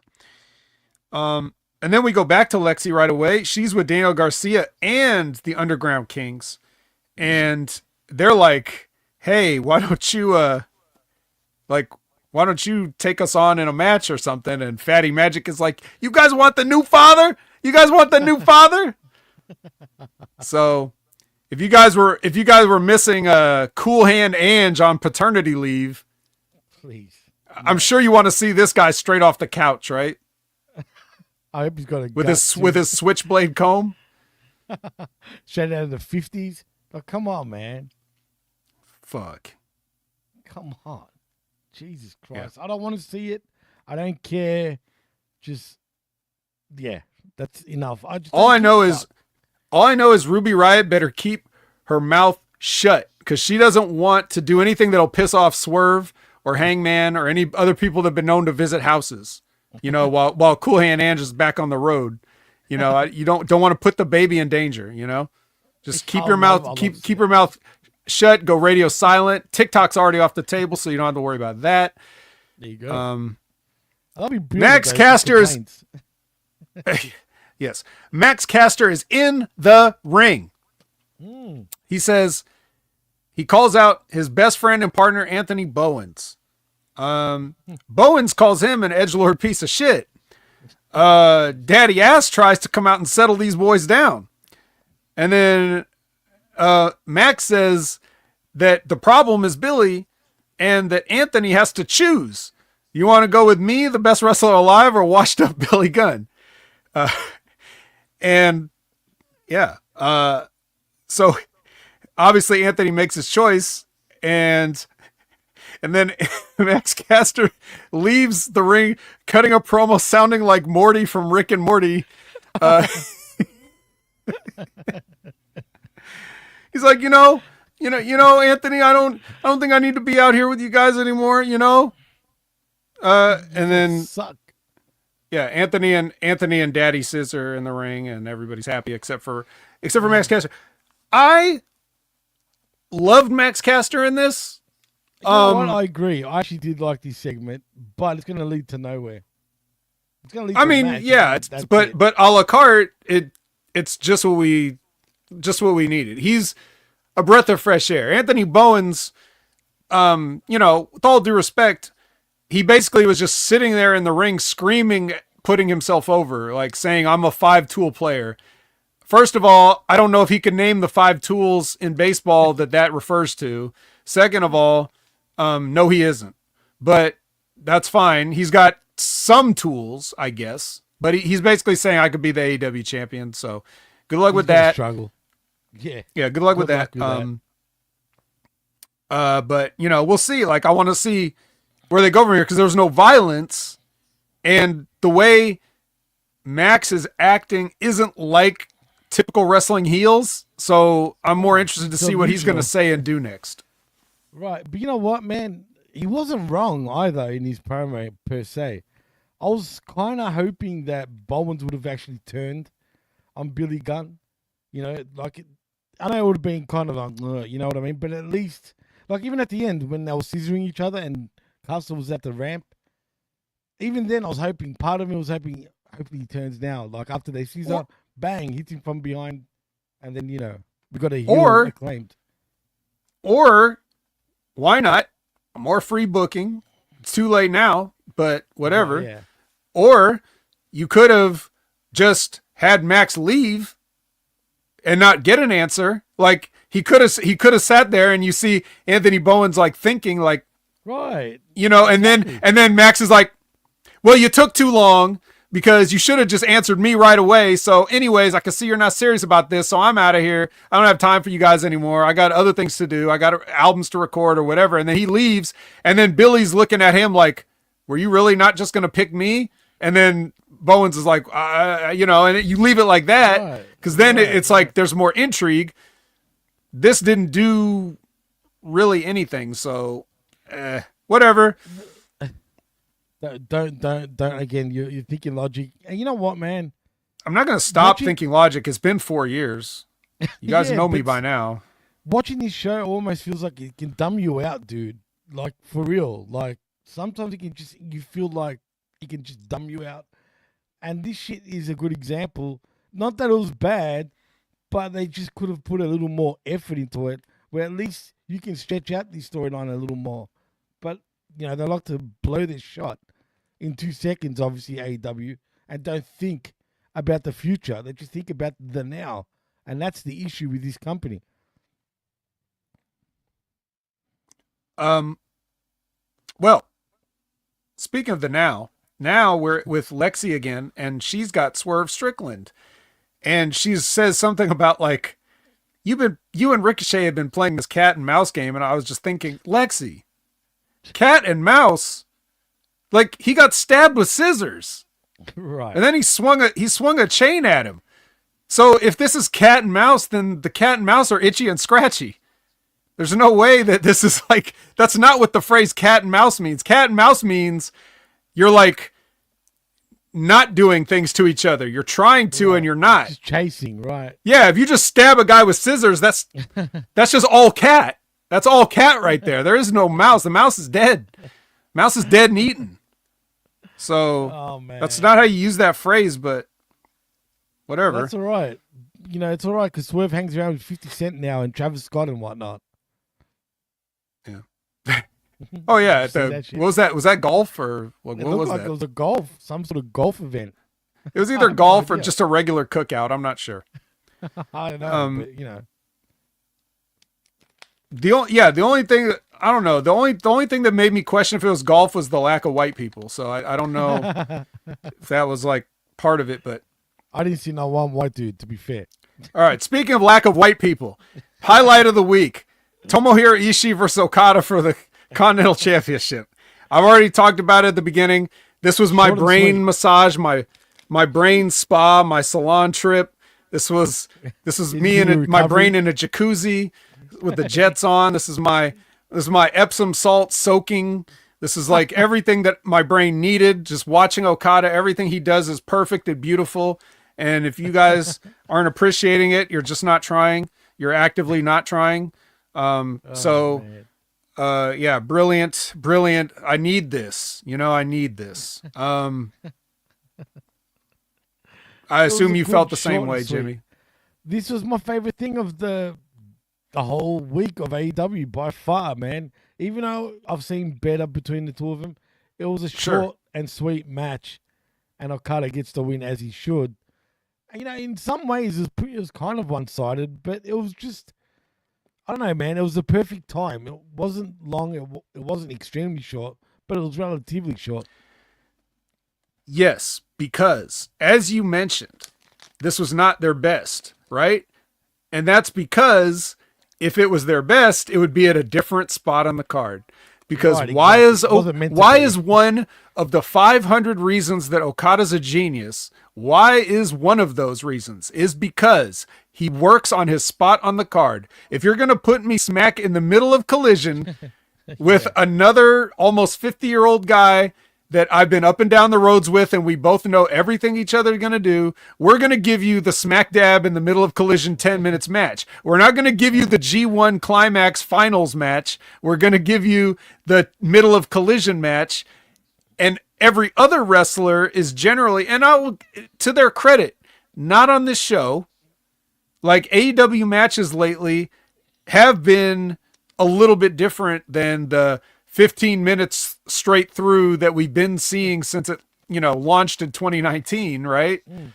Or so like there are matches of varying time lengths on these shows now, so that's good. That's true. But even so, even in the shorter matches, the guys are like still a lot of times they're kind of getting their shit in and it doesn't necessarily make sense. And if something's coming up later in the card, they're not taking that into account.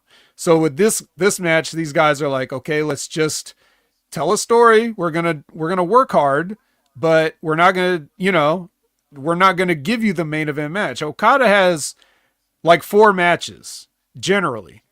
He's got these type of matches, multi-man tag goof off match, right? Where he doesn't do anything, but he does like comedy spots and just does little signature moves and stuff like that. Then there's special singles match where you like something like this, where you have like he doesn't do anything bad or anything stupid. Well, he never does anything stupid, but he has this match. This is exactly what he needed to have, a 10-minute match with Ishii in the middle of the Saturday show or whatever. And you get a nice match, but nothing special. Then you have main event Okada, which is like a whole other level than that, in which you're going to get about 25 minutes and the match is going to have great psychology and very exciting spots. And he'll make you think, oh, this guy has a chance of beating me, and then he won't. And then there's main event championship Okada. Champion, thank you. I was waiting for that. You're right. Whether he's challenging or defending, this is where you start getting like the cross bodies over the barricades. You get the German suplexes. You get things that he does that he only does at certain times. But he works one of these matches to its spot on the card, and he does not just get his shit in every time.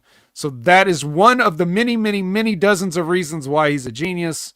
And it's weird how some people that have very prominent podcasts can't see that. Like I said, I'm glad you said it because I was waiting for it. I'm thinking, I hope he says champion Okada, because that's a different level to even the one you said before that, where he still will give you one of the best matches. And you're right, no one brings that up, but you did right here on that. I could do a podcast series on why Okada's the best. We don't have time for that. We should do a special on Okada one day. Maybe if these shows get any worse, we can just concentrate on him. Yeah, it's just Okada wreckage. Well, we have to change the show because everything's getting built up with him. But anyway, so he does the thing now. He goes out, he gets the ring bell blatantly in front of the referee, and the referee's like, "What are you doing? You can't use the belt." And he's like, "Oh, sorry." And then the referee gets rid of the bell and he gives a ripcord kick in the balls to Ishii, hits him with the Rainmaker, 1, 2, 3. Perfect. Is Ishii still part of New Japan?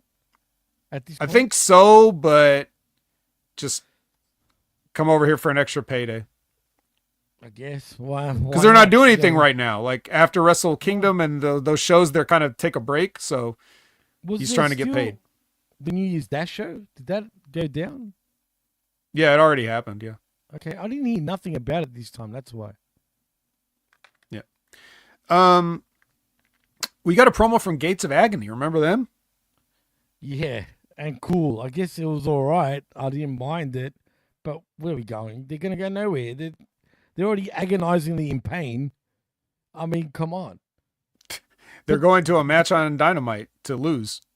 That's what I forget who against, but it's somebody. Oh, don't even ask me. I can't remember. But you know what? I didn't mind. They actually did well with their little promo in the back. Both of them. Even though Toa Leone's never spoken before. Never, man. Because I think he's supposed to have been a savage that doesn't speak, but he's very eloquent sounding here. Well, he's Samoan, well, half Puerto Rican too, but still. Interesting mix.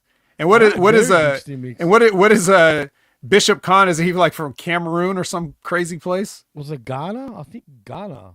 It could be Cameroon or Ghana. It's one of them two, guaranteed. Something. Not that he sounds like he's from there. So I don't know if that's how true. But you got a tag. You got a tag team that looks like this, and you're trying to make me look at, like Top Flight. No offense to those guys, but I think I guess what I'm saying is, like, if you had guys like this and you had Top Flight, and maybe you could try to recreate things like, the Rockers matches from the 80s against bigger opponents, like have them both in there. But instead, we just got these guys off TV for however long. For one of them must have been hurt or something. I don't know. Or are they just only in Ring of Honor? I don't know. I was going to say, are they still in Ring of Honor? Have they been? I don't know. Zane Vicious probably knows. He's friends with everybody. So next we get Dustin Rhodes versus Adam Priest, whoever that is. I thought this was Crash Holly for a minute, back from the dead. R.I.P. to Crash. Well, he almost died because he got a power slam on his head. I know. That's bad. Like, he did not fully rotate that power slam and got spiked in the mat. So now I didn't have time to run it back and see whose fault it was, but I know it wasn't good. No, it wasn't, man. And did this go too long for a squash match in a way? Maybe, but how small was that dude too, man? He was tiny. Well, it's a strong win for Dustin Rhodes. So whatever's coming up next, whoever he's got to put over next, I don't know. But this guy's a double champion right now. So double champion that goes to nowhere. Like, it's going to lead to nowhere too. Yep. That's the thing, before you continue. AEW is the only company that does squash matches that for nothing. Like, there's no reason they do squash matches. Just because they've got a big match the week after, a la, for example, what's it called, Hobbs. Yeah. That's Todd Brantley says House of Black is who they're facing. I mean, the ones that are left. That's right. I couldn't remember, but this. So this wasn't even a strong win for Gates of Agony. Instead, they gave the strong win to Dustin, and they gave a promo to Gates of Agony. So that's a little bit interesting on the booking. Let's move along to Dark Julia. Speaking of House of Black versus Feel the Wrath of Harley Cameron. I love Harley, but come on. My note for this match was, she's just good for looks. That's about it. You know what I mean? I guess for some people, I'm not sold. I don't like Harley Cameron at all. Not my type at all. Wow. Fake tits, flat ass, and she looks like a goblin in the face. Okay. I'm not saying she's my type, but she's not ugly, obviously. She looks like a goblin. Wow. Damn. That's and the goblin gets put in Heartless and taps out. So there you go. Then we find that Powerhouse Hobbs has been laid out by the Learning Tree, and more specifically Floyd. So why? Because I don't understand why these. Todd Brantley knows why. Come on, but really, it's a serious question. Why? Okay, let me answer it then. So, because when we see Hobbs, he can. Well, one time we see Hobbs, he could beat up the entire Death Riders by himself. The next time we see Hobbs in a one-on-one match, he can't beat one of them. And then he gets his leg broken. So now he's already handicapped, and then they re-break his leg with Floyd. And then Bill, just to make sure, takes his knee brace so he can't just brace his knee again and just walk out there. Oh, so you can't get another one, you're saying? You can't afford one? No, there's only one. Can't get another one. He brought one, and the rest were in his car that got broken into, and he can't get any more. Yawn. God damn it. Again.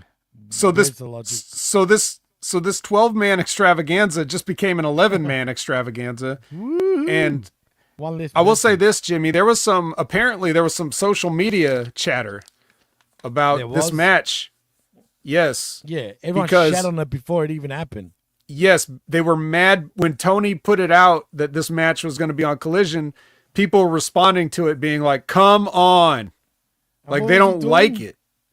La Yeah. la la la Yeah. la la. Doesn't care, man. Well, he definitely cares. I'm sure his feelings were immediately hurt by each and every comment. Again, Tony, is this Collision or is this Trio Saturdays or 10-man Saturdays? I'm sick of these multi-man tag team matches, main 12-man. eventing collisions. Yeah, well, that's why I said multi-man. See, this is what happens. You get a singles match last week, and now your punishment is more men than ever the next week. Fuck. Why, man? And we know how Jimmy T loves a lot of men, but this is not. Here, please. Yeah. I don't mind meat, but this is too much meat for me, bro. All right. Well, anyway, it's the Outrunners and the Copers versus the Tree and the Riders. They do a match for a while. Nobody's interested. Hobbs limps out toward the end, and he's like, "Give me the hot tag. Come on. I'm here with one leg. Come on. I'm Spirit of 76. Tag me in, baby. I'll clean house." And then they tag him in, and he cleans house. And then, basically the end of the match is him hitting a spine buster and a pin on a big business bad apple bounty hunter, Brian Bakeith. And the babies are up to end Collision. Everybody's happy. Except those people on social media that complained about the match before they even saw it. Well, do you blame him? And first of all, yes. Yes. I'm sick of the little guys all getting the pins now, dude. The obvious pins. Like, can't we get a strong win at times by some of these guys? Like, couldn't he at least... Wait. What? Lance Archer beat Mark Quinn that time. He could have beat no, not Lance Archer. I'm sorry. The Hurt Syndicate or whatever. Same shit. Doesn't matter. You know what I mean? Who's Private Party? Look how big they are, dude. Like, come on. I'm just saying, they had Mark Briscoe in the match, but they pinned a champion instead. So that's close to what you're asking for. What a way to put over your belt. Strong win. Strong win. No, see, this is those guys beat the Young Bucks. They are tough. Nobody beats the Young Bucks. Mind you, the Young Bucks now are the IWGP World Heavyweight Tag Team Champions too. I will not mind that. Maybe they want out of AEW and they just want to stay in Japan for now. I don't blame them. But no, for real, why can't we ever get a strong win in AEW where the pin goes, on a big guy or like someone that's not small lately with big guys winning? Do you know what I mean? At least the big guys are winning for once. But we're always seeing the obvious, and it happens in WWE too. WWE is guilty of this as well. When there's a three-way match, who's there to get the pin and whatnot. But so what do you think? Trend. So what do you think for this one? Should have been Big Bill, Claudio? Yes. Now Big Bill, because he's not such a big deal to be fair, and he's not a small guy, and it will give the perception like, ooh, Hobbs pinned Big Bill. Like, at least it'll get people sort of talking somewhat. Not me, but you get my drift. But instead, you get Ryan Bakeith getting the loss. Like, come on. Did you really have to pin someone like him? Couldn't we make Hobbs look stronger? He already looks like an idiot after what happened on Wednesday. I mean, am I supposed to think now that Hobbs is like a worry to the Death Riders because he got a win over Keithy? Come on. Yes. Whatever. Please think that. I guess. Cool. Thank you, Tony. Thank you. I'm a believer now. Well, I mean, I guess, obviously, who cares in the end? But that's it was just that. But I mean, they already they had this match already. It's like, okay, you beat Hobbs, right, on Wednesday. And then, the makeup match is on Saturday. It was like, well, at least you get to beat Brian Bakeith on Saturday. Like a consolation prize for losing on Wednesday. So, I don't know if that really matters unless they're trying to go back to another match with Hobbs and Moxley. But I think that Moxley already has a lot of arrows aimed at his back as it is, because we still got Christian floating around. We've got Jay White floating around. We've got MJF talking about getting his Triple B back. You know, like there's people that are like talking about it, but they're not. I mean, they're not doing anything interesting with those threads. It's almost like they're leaving it up to the individual talents to remind everybody that they want a shot at the title. And then they're not giving them anything interesting to do on the show regarding those things, or coming up with reasons why they're not getting. It's just like, oh, well, it's like they think, and by they, I probably mean Tony, I guess in this case, would be like, well, let's see, who do I want to face Jon Moxley? Or who does Jon Moxley want to face? I guess could be the question, since he's part of his own creative, right? So you're like, so who does Jon Moxley want to work with? Okay, he wants to work with Hobbs. Well, how do I have Hobbs immediately challenge Jon Moxley? So I guess we'll just have a Casino Gauntlet Battle Royal that he can win, or things like that. He has to come up with backwards ways to get into the match he wants, and it's not ultimately satisfying as a viewer, because everything feels like it's just a stopgap, hurried up solution to whatever. That's what it is, Vet. That's the thing. That's exactly what it is. They're not hiding it. What other reason would you do that other than that? And that's exactly what they're doing. So yeah, man, like, why am I supposed to take anyone serious? Especially even their championship. I can't even take their belt serious. They didn't even show. It's locked in a briefcase. Cool. Like, when was the last time you actually seen this damn belt, dude? Like, literally.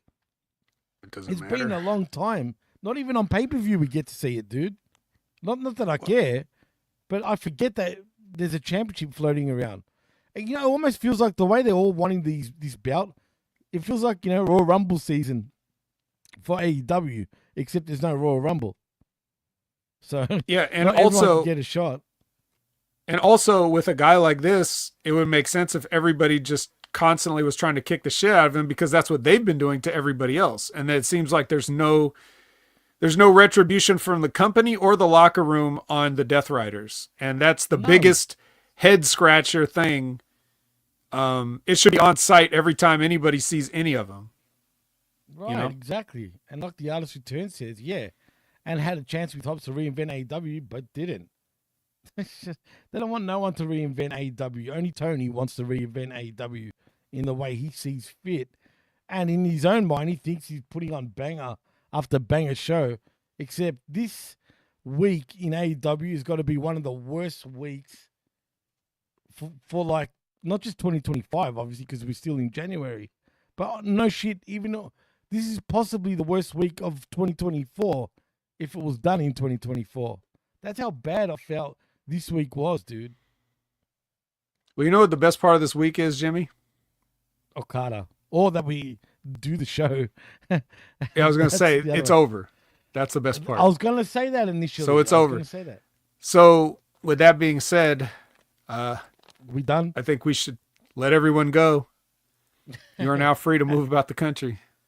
Oh, boy. I'm glad to go to sleep after watching this atrocious crap. So in saying that, Vet, tell them what you're doing and what you're up to, man. At Opinion Haver on all your favorite social media platforms. You can catch me every Monday for the Impact Attack with Brandon at 6:30 p.m. Pacific, 9:30 p.m. Eastern, live smack dab in the middle of Raw. Just stop watching Raw, push pause on Netflix, and come over and watch us instead. And, of course, he'll be doing a watch-along right up until that. So if you want to join him early, do that. And he continues, Vet, right after your show. That's right. He continues right where he left off. And then, right. You know, it's going to be a big Impact Attack because we got to talk about TNA Genesis, which is on as we record this later tonight. So we'll be talking about the Go Home episode and Genesis. So for all your TNA news, or even if you're not a TNA fan, come and hang out. We'll make it interesting. If you want to check out NXT news and their continued partnership with TNA is relevant, you're going to talk about the Next Level Wrestling review of myself and Big Ray Hernandez every Wednesday at 8 a.m. Pacific, 11 a.m. Eastern, live if you want to. And just like that show, Impact Attack, every show on HMG channel, don't forget, our channel is now monetized. So we're not going to have our hands out panhandling, but if you guys find it in the goodness of your hearts to let us know how much you appreciate things, we will not turn you away. We will not stop you. So don't feel pressured. Don't feel guilty. But just letting you know it's there. That's hopefully we can make a couple bucks off of this YouTube channel for all the hard work. That's right. We're the CEOs now, artists. So just a reminder, and check out other monetized channels such as Wrestling with Rip Rogers, which is live every Friday at their concrete time of noon Eastern, 9 a.m. Pacific. I'm a Rip Rogers guy, and you can find out what Rip Rogers knows, just like I did firsthand, by asking him questions. Q&A with Rip Rogers. You could test the waters with the free one, or you could guarantee it with a paid one. But no matter what, it's questions galore every Friday. And also every Friday, the Stevie Richards Show drops a new episode. So this past week, he did another show about video games, which is very interesting. As always, Stevie's got the most unique content, most professionally produced wrestling content in the world. I may be the best in the world, but I think Stevie's got the best show in the world. So I think it's very fitting, that we have that connection there. But that's just about it for me, Jimmy. What do you got going on? Well, what have I got? If only I had I like a Raw little thing, which I don't. Unfortunately, I can't promote it. But I like a Raw this Tuesday morning at 10 a.m. Eastern, that is, whereas me and Big Ray Hernandez talk all things Monday Night Raw on the I Like It Raw podcast, the Raw Review Show podcast, every Tuesday morning, 10 a.m. Obviously, the Smack Attack, there it is right there, the new and improved Smack Attack, where we talk all things SmackDown. And this week, RBV is my special guest co-host, as a matter of fact. Oh. Right, yeah. So tune into that at 11 a.m. Got a revolving door over there now, huh? That's what it is for now, man. Right now, I haven't got a permanent person yet, but for now, I think I like this revolving door thing. I think I'll keep it that way for now. So yeah, it'll be me and RBV this week. But like last week, it was me and the Professor Chabela Vera Cruz on the Smack Attack. And of course, this very show, that Wreckage, with myself and the best in the world, the Vet. So yeah, that's what's going on with me. And I think that's a wrap, Vet. So in saying that, also, like and subscribe right here. And thank you once again for monetizing us, which I don't know how, because we're under 1,000.